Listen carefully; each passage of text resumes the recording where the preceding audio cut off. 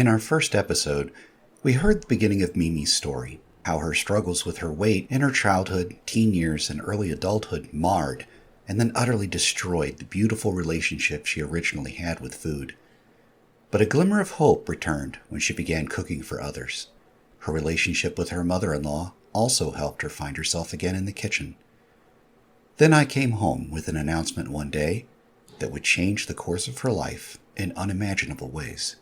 Yeah, we had been married a couple of years, and you had the opportunity, a job offer in Australia, which was just nuts. I mean, beyond the realm of what I ever thought. I would say at that point, I was becoming a lot more interested in cooking. I was really honing my skills, getting cookbooks from the library. I was purchasing cookbooks. I was watching a lot of food programming.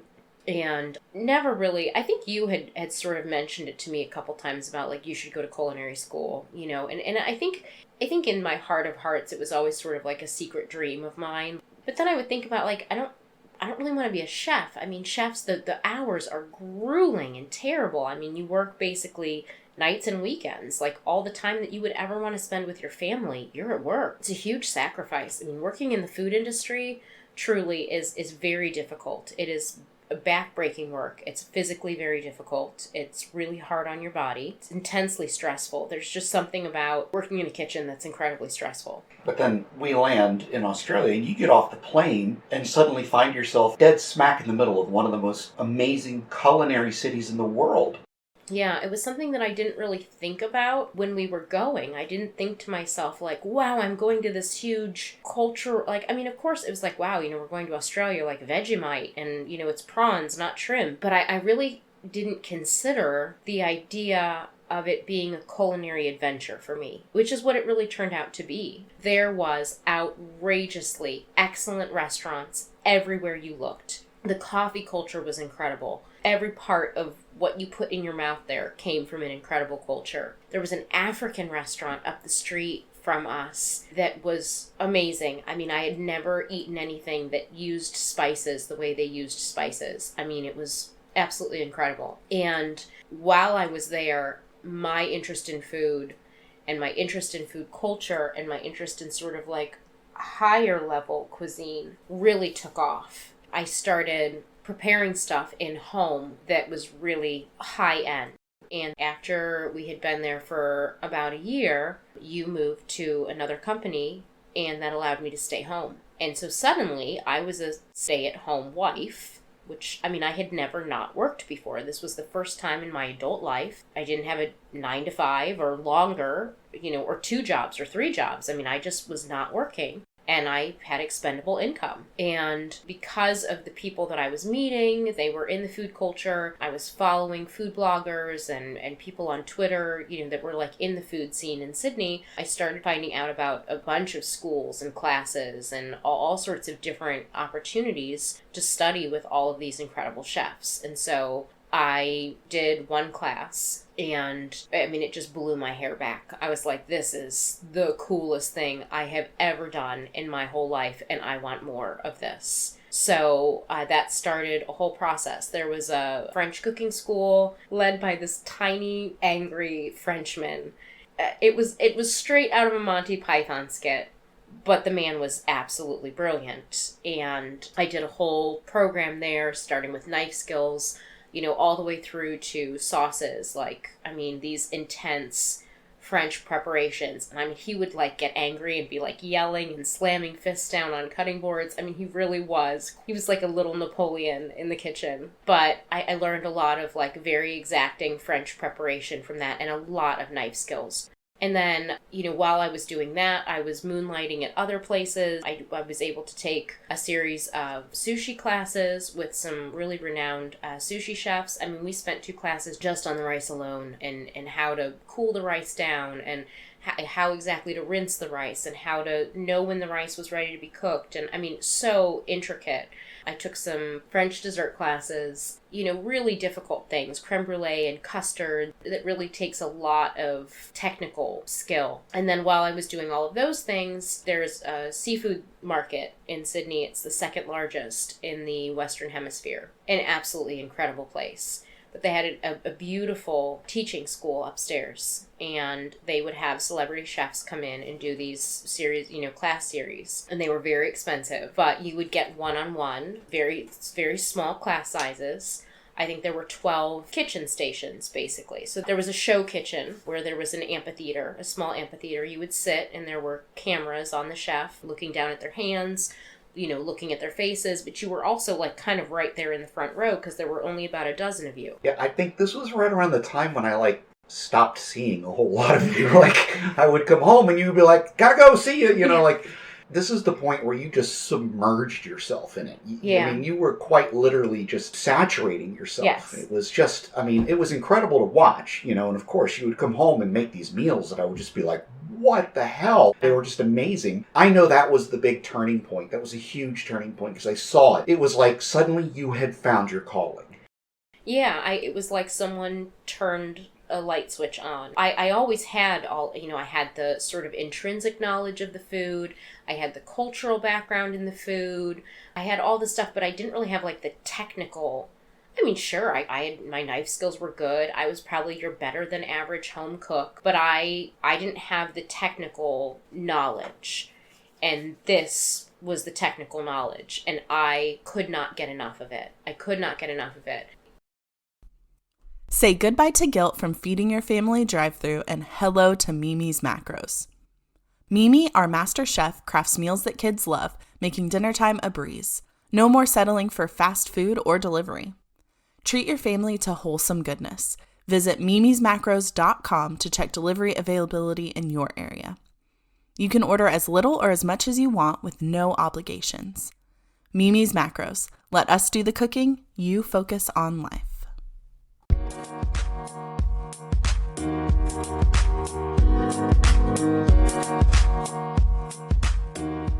These were people where, you would have to go and stand for 2 hours at a book signing to even, have them sign your cookbook. And so you were getting to sit 4 feet away from them while they prepared a meal, and then you would come up and taste it with them.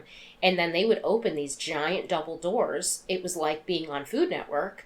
And there were these 12 benches fully equipped. I mean, you had your own stove, you had, drawers full of pots and pans, and you had your own set of beautiful, beautiful knives. And there were all these, kitchen wenches, and they would scurry around, and they would bring you a cart, and on the cart was everything you needed to prepare that. And it was not just one thing. It was usually a 3-course meal that you would prepare. And, there were only a dozen of you. And so they would come around and speak to you. And they would, stand behind you and show you how to hold the knife the right way. Or show you, the amount I got from that with just spending 2 hours in the presence of some of these people. And then not just watching them cook, but cooking in front of them. And having them critique you and, compliment this, or have you changed this, or did you taste this yet? Maybe a little bit more salt here. I think this could use some acid. It's the stuff that I do now in the kitchen. But being on the other end of that and having the wealth of knowledge. You and I went to Aria, Matt Moran's restaurant. And, the wait list to get in there was, I think we waited 4 to 6 months for a reservation. 6 months, And the meal was, there's not even words for it. So who was your favorite chef that you learned from? Probably Matt Moran. I have to say, I took more than one class with him. His technical level was just exacting. It was absolutely exacting. And he was so knowledgeable. And even though he looks very imposing, I would imagine, if you work for him in a kitchen, he's terrifying. But he was actually very kind and very invested. You figure, you're paying a lot of money to be there. You're not just someone who somewhat likes to cook, and you're going and you're doing these classes with these experts. You're up there already. You're honing skills. You have something in mind, whether it's you're trying to make this a career, or you're just so darn passionate about it. Yeah, this was the big leagues. And I remember you coming home sometimes, it'd be pretty late, and you had really been drilled on something. They were kind and they were good, but they were also very exacting. Oh, yeah. Yeah, for sure. You were there for a reason. It wasn't just I'm just here to drink wine and watch the chef make this food. You were going to learn these incredible things. So at the end, after everything was prepared, they would eat your food. The chef would taste your food. And they had, wine pairings, and they would talk about, usually they had a sommelier there who would talk about the wine pairing with the food and what kind of fish you were preparing or what kind of this. And then you would sit down and you would eat. And you would get to speak, one-on-one with these very famous people, who were masters, absolute masters at their craft, and get to talk to them about what is your favorite way to prepare whatever, and they love talking about food. That's the thing about people that make food their business. It's all they think about. They eat, sleep, breathe it. It's part of them. I really was like absolutely submerged in it. That experience of being in Australia, it's so interesting to me because I did not go into it with even the thought that it would be something that would lead me into some culinary destination, but it just kind of happened, and it was amazing. I mean, it took everything that I had known, every dish I had ever made. It took everything and it kind of distilled it down into this like knowledge, and I feel like I gained so much there. It broadened so many horizons, and I became comfortable with so many cuisines that I had never cooked before. And so when we left there and we came back to the States, I felt supremely capable. I felt like I could cook anything. I could do anything. It was just a matter of what I felt like doing. Yeah, you had sort of been like in the cauldron.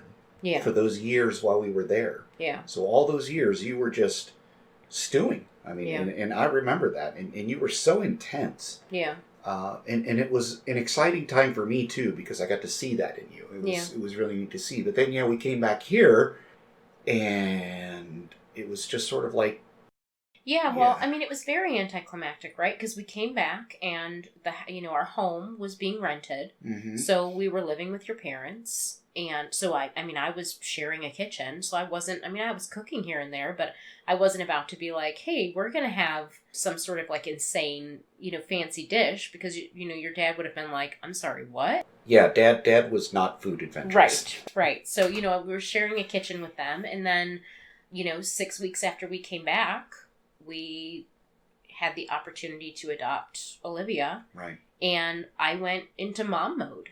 Mm-hmm. And, I don't want to say I lost it. Like, I still had all of that knowledge, and I still banged out some pretty awesome meals. Oh, yeah. Over the next few years, but it became full-time parenthood for me. Yeah, but I do remember it was during that time that we would have people over for dinner. And like our pastor and his wife was one instance of this. And when they finished the meal, both of them looking at you and saying, why aren't you doing this for a living? Yeah. This is incredible. Yeah. I've never eaten anything like this. I'm so full, I'm stuffed, but I want to keep eating. Like, why aren't you doing this for a living? And, your answer was always the same. You would say, like, I don't want to be a chef. Right. Well, and that felt like it was my only avenue. It was like, if I'm going to be a chef, then I have to work in a restaurant. Right. And I have to follow restaurant hours. And I don't want to do that, especially once we started having children. Mm-hmm. I mean, we didn't really, we were adopting children at that point. The last thing I wanted to do was be away from the house. Well, and it was right in there. I remember it was, after we had adopted and we had fostered a couple times, you started going to that, you decided you were going to go take a class at that place that was up north. What was funny is that, like, you took a class, and at the end of the class, they were like, could you teach here? I forgot about that. I think you actually bought me a gift certificate for, maybe it was a birthday or something. And did we go together? Or no, I went on my own. Mm-hmm. So yeah, there was a very small little cooking studio. It was over by GE, and it's not there anymore. But it was the same sort of thing. It was a very small little cooking school, and you would go. And there was a fantastic chef. Her name was Rachel. It went very quickly from coming to a couple classes to prepping the food beforehand and like making just like a killer sauce and like taking photos and like garnishing things and like making our plates really pretty and like just totally like geeking out in the kitchen, as opposed to me like being on the other side being like, okay, now how do I dice this onion? It was just funny. Throughout all of this, the weight issue didn't change. Things didn't get much worse till later. Your weight started to become a challenge. Yeah, and I definitely yo-yoed up and down, the first significant weight loss I had was when I was pregnant with Joey. Right. So my first pregnancy.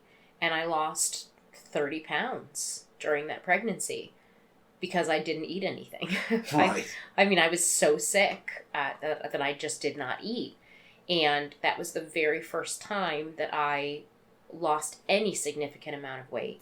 I mean, up until then, you know, I would, like I said, I would get, you know, fits and starts. I would be like, oh, I'm going to do keto. And I would do keto and I would lose I remember keto. 4 pounds, you know, the first week, which now I look back on, it's just all water weight. You know, I mean, you stop eating carbs, your body, you know, cycles out all that water that's ordinarily it would be using to hold on to those carbs in your body, and you pee it all out, and you're like, man, I lost 4 pounds this week. And then it's miserable, right? You're like, no carbs, your body's going into ketosis, you have that horrible taste in your mouth. And, you know, the next week I would lose a half a pound. And I'm like, okay, I'm killing myself. And I lost a half a pound. This is stupid. And the next week, same thing. Wouldn't cheat. I'd be, like, perfect on my diet. I wouldn't lose anything. The fourth week. So at this point, I'm like, I'm hangry. I'm mad. I want bread. Like, it's just stupid. You know, I would lose nothing. Or I'd gain a pound. Because maybe I'd be on my period that week. And I'd be like, you know what? Screw this. Like, that was the thing for me is like, man, if I hit like a month and I really didn't see any changes, I was just done. And I think for me, because it triggered so much like diet trauma from my past, that it just, anytime I felt like I was restricting myself, it would just start bringing up like a lot of really unhealthy stuff. Mm-hmm. And so, yeah, I mean, in this time period, I just kind of yo-yoed up and down. You know, I kind of thought, like, after I had the baby, like, oh, you know, everyone says that breastfeeding, like, just makes the pounds fall off. So I lost 30 pounds, and now I'm going to breastfeed, and I'm going to lose even more. Well, let me tell you what, I delivered that baby, and I wasn't sick anymore, and I was starving because I had basically just essentially survived on, like, very little food for 9 months. And breastfeeding made me super hungry. My appetite came roaring back. And if I even started to restrict at all, my milk supply would be affected. So I just gained that 30 pounds back, no problem, maybe plus, you know, another 10. And then I got pregnant again. And then same thing, the weight, you know, came off because I was sick.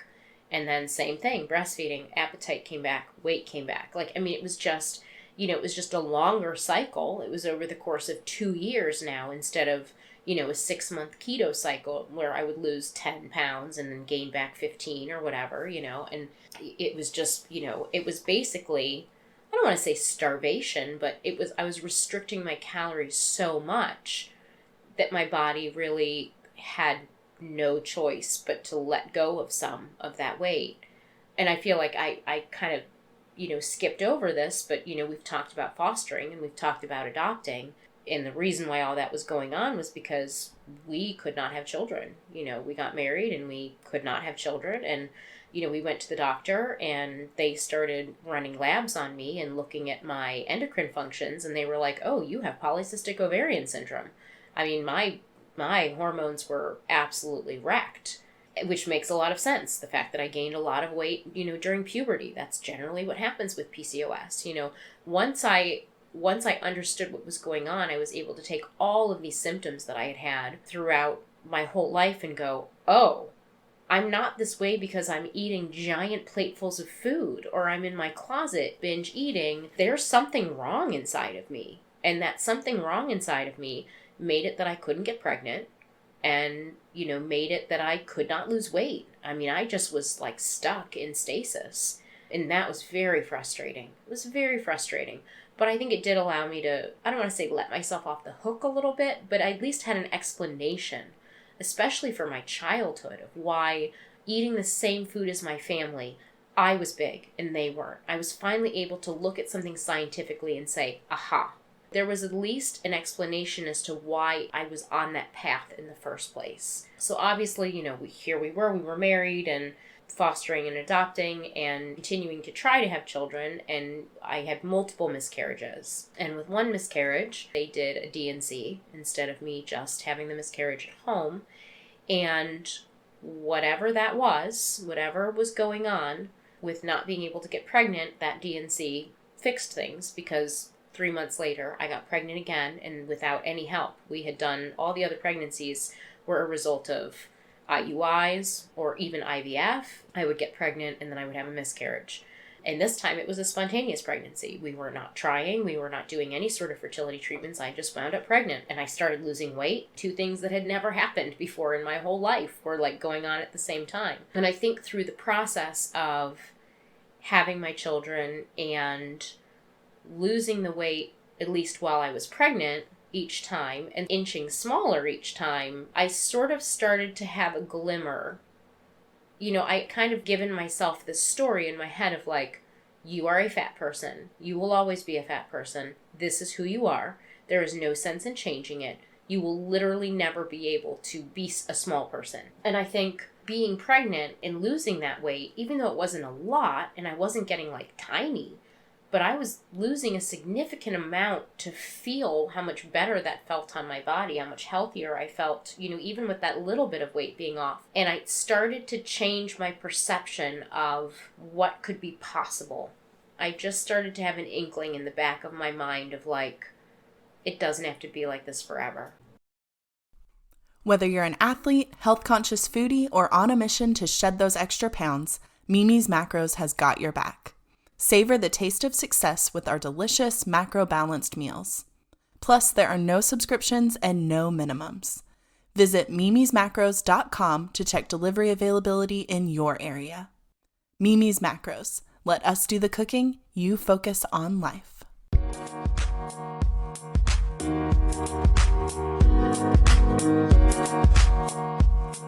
All right, so we've talked about a lot of this journey, but let's just take a moment here and let's just kind of recap where we're at this point, where your life is at this point, where your weight is at this point, Sure. where your relationship to that is at this point. I think by the second pregnancy, I was starting to realize too that a lot of my weight loss during pregnancy was coming because, one, I was I wasn't restricting calories on purpose. I just couldn't eat because I was sick.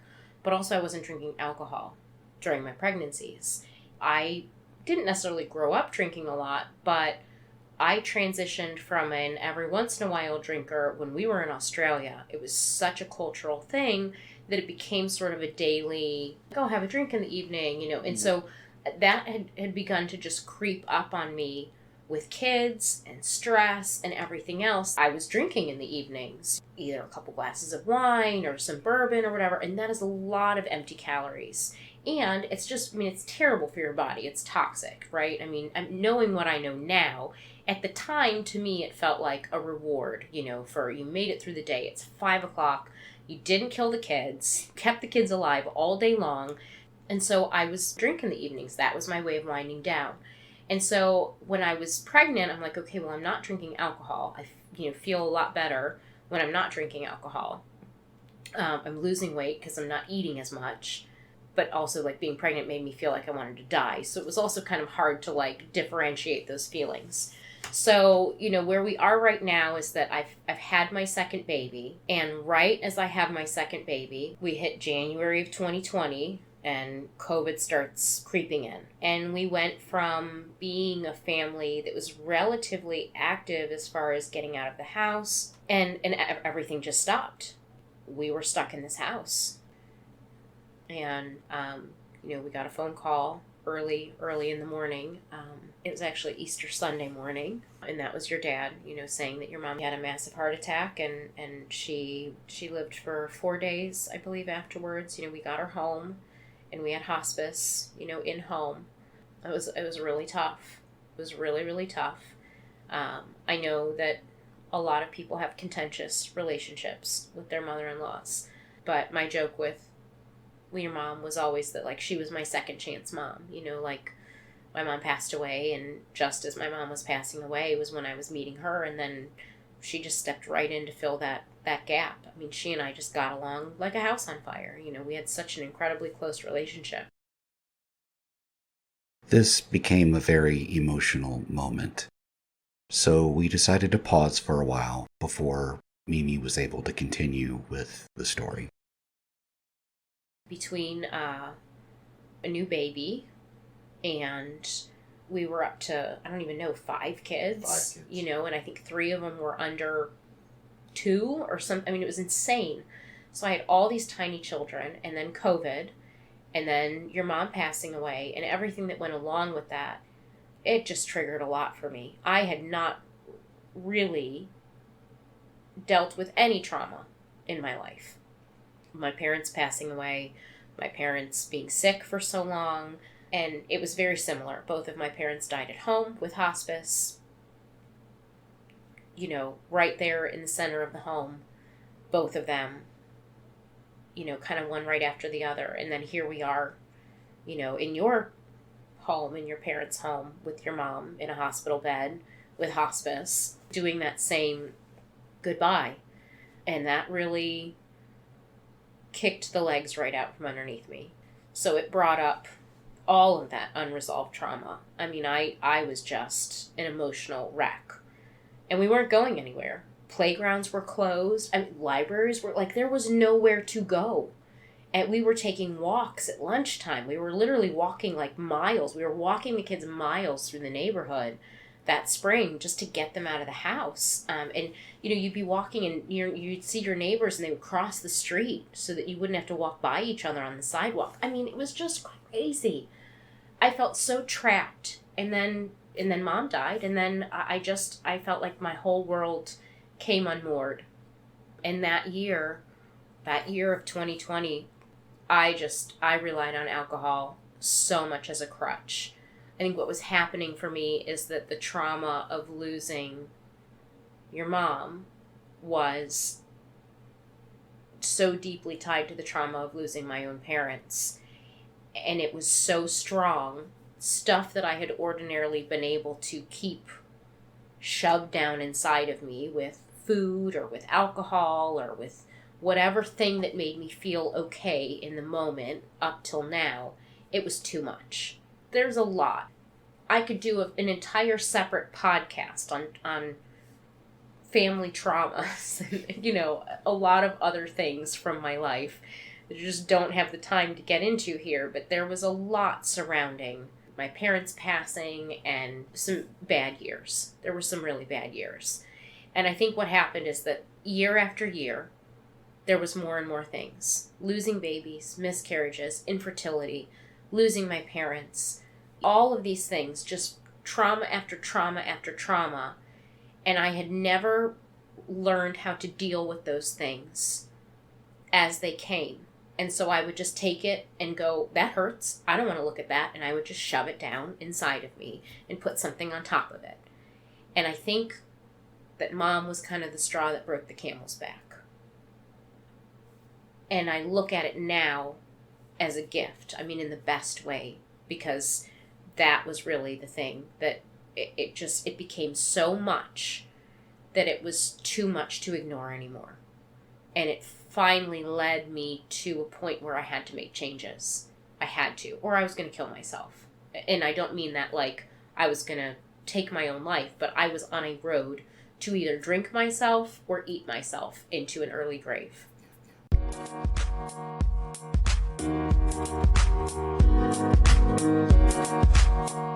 Thanks for listening. Here's a little preview from the next episode of Life and Food with Chef Mimi. I traded in this one thing that was so bad for me, and I'm just doing something else that's so bad for me. There is nothing that motivates me more than when I feel like I don't have control over something, because I love control. No, not you. I love it so much. I love to like micro control everything. And I'm always working on that because that's unhealthy too.